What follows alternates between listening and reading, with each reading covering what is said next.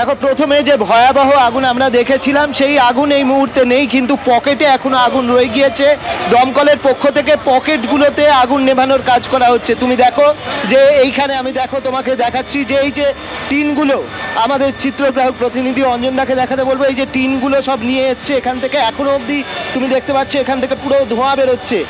এগুলো পুরো জ্বলে শেষ হয়ে গিয়েছে। এখানে যে দোকানগুলো রয়েছে সেগুলো জ্বলে শেষ হয়ে গিয়েছে। দমকলের পক্ষ থেকে একে একে সেগুলো বের করা হচ্ছে। দেখো এই যে সান্ধ্যবাজার, সেই সান্ধ্যবাজার, সেখানে তোমার আগুন লাগে। কোথা থেকে আগুন এক্ষুনি বলা সম্ভব হচ্ছে না, কিন্তু আগুন লেগেছে। এবং আগুন লাগার পরে সামনে যে ঝুপড়িগুলো ছিল আমরা দেখতে পাচ্ছি, সেই ঝুপড়িগুলো কিন্তু জ্বলে শেষ হয়ে গিয়েছে।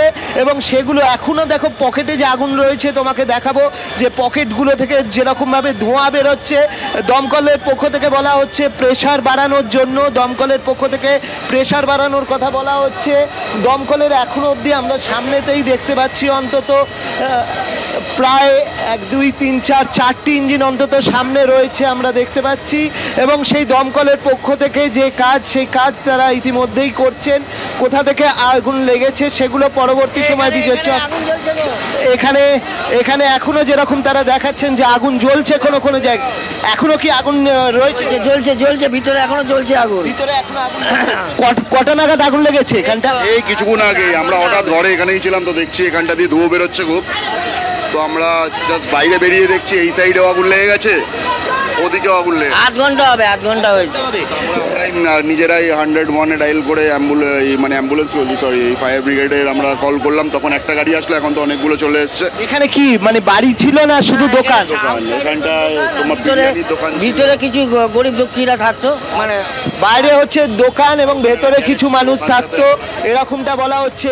এই ঘরের মধ্যে এখনো আগুন রয়েছে যেরকমটা বলছেন, এবং তারই কারণে দমকল ভেতরে ঢুকছে। তুমি সব থেকে এই বিষয়গুলো দেখলে বুঝতে পারবে যে এই জায়গায় কতটা আগুন লেগেছে। পুরো এখানগুলোতে সমস্ত এই যেগুলো বের করে নিয়ে আসা হচ্ছে, সেই বের করে যেগুলো নিয়ে আসা হয়েছে সেগুলো থেকে এখনো অবধি ধোঁয়া বেরোচ্ছে পুরো। এবং ভেতরে এখানে আগুন নেভানোর চেষ্টা করছেন দমকল কর্মীরা আগুন নেভানোর চেষ্টা করছেন। স্থানীয় যিনি জনপ্রতিনিধি রয়েছেন তিনিও এখানে উপস্থিত হয়েছেন। সব মিলিয়ে এই লর্ডসের মোড় অন্যতম একটা ব্যস্ত মোড়, কিন্তু এখন যেটা দেখা যাচ্ছে যে অনেক জায়গাতেই যান নিয়ন্ত্রণ করা হয়েছে। দমকলের যেটা প্রধান প্রায়োরিটি হচ্ছে এখানে তোমার যে দোকানগুলোর ভেতরে যেভাবে তোমার আগুন রয়েছে সেগুলোকে অ্যারেস্ট করা। কিন্তু একটা বিষয় যেরকম জানা যাচ্ছে যে 2019-এও একটা অগ্নিকাণ্ড হয়েছিল। এর আগে 2019-এও তো একবার আগুন লেগে, তার আগে একবার হয়েছিল 2016-তে হয়েছিল। 19-এও হয়েছিল। 16-তে তখন আমাদের ভিতরে দোকান ছিল, সব তখন ধুলিস্যাৎ হয়ে গেছে, পুরো কিছুই পাইনি আমরা। দেখতেই পাচ্ছ যে এই জায়গায় কিন্তু বারবার আগুন লাগার ঘটনা ঘটছে। তো স্বাভাবিকভাবে 2016-2019-এ প্রায় 17টা দোকান সেখানে পুড়ে গিয়েছিল।